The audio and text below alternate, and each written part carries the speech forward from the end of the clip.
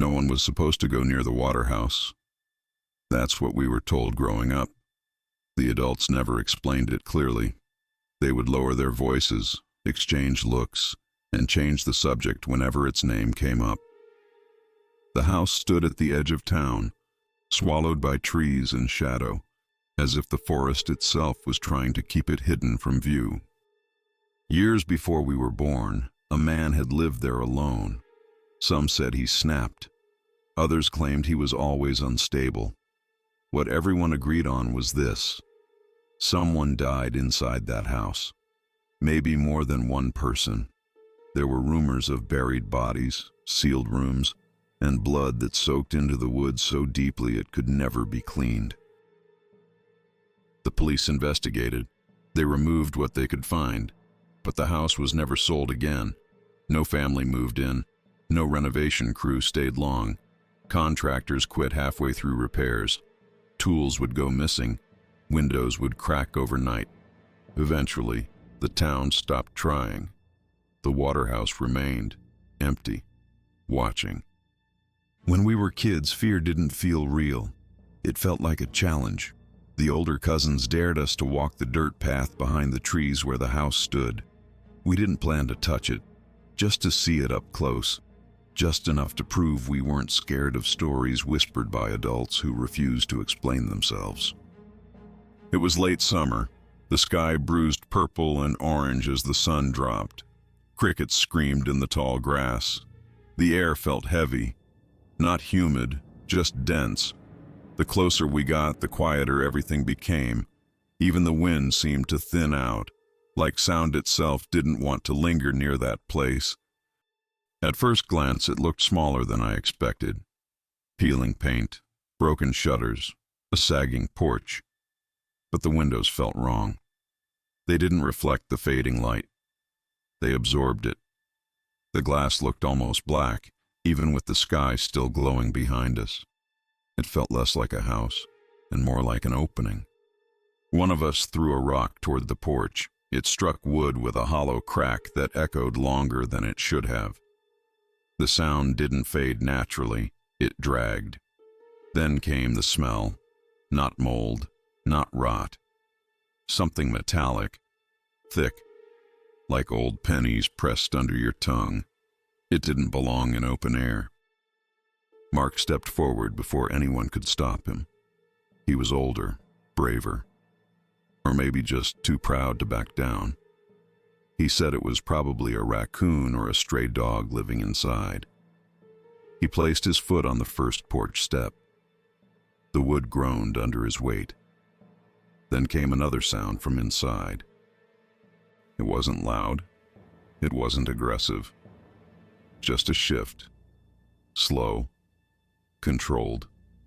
Like someone adjusting their stance on old floorboards. Every insect in the field went silent at once. The sudden quiet felt unnatural, intentional.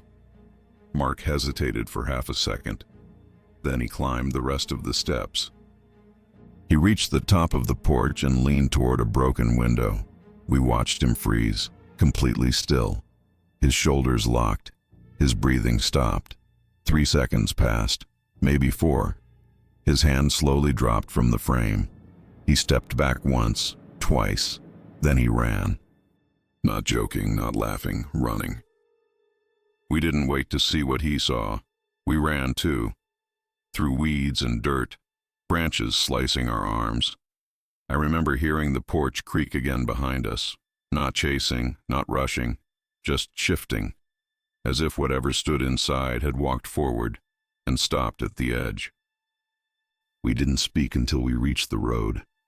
Mark's face looked drained of color. He kept repeating the same words. Yellow eyes, too high off the ground, not blinking. The face around them covered in something like hair, stretched tight across bone. Not animal, not human, just watching. The adults dismissed it. They blamed imagination, dusk lighting, fear feeding on itself. They said abandoned houses settle and shift. They said raccoons reflect light. They said children exaggerate. We wanted to believe them. We tried to convince ourselves it had been something explainable. But that night, I woke to a soft tapping on my bedroom window. Slow, patient, measured. I told myself it was a branch, the wind. Anything else? I didn't move. I didn't look. The tapping continued for almost a minute. Then it stopped. Completely. The next morning, faint scratches marked the outside of the glass. Straight lines, too deliberate to ignore. Years later, Mark admitted the same thing happened to him that night. Same tapping, same hesitation, same refusal to look outside. Neither of us told anyone at the time. We were afraid of sounding insane, but the detail we can't explain is distance. The Waterhouse stood nearly a mile away. Whatever was inside shouldn't have been anywhere near our homes. The house was eventually demolished. No ceremony, no investigation. Just machines tearing wood apart while neighbors watched from a distance. They found nothing unusual in the rubble. No hidden rooms, no remains, no evidence of anything living there at all.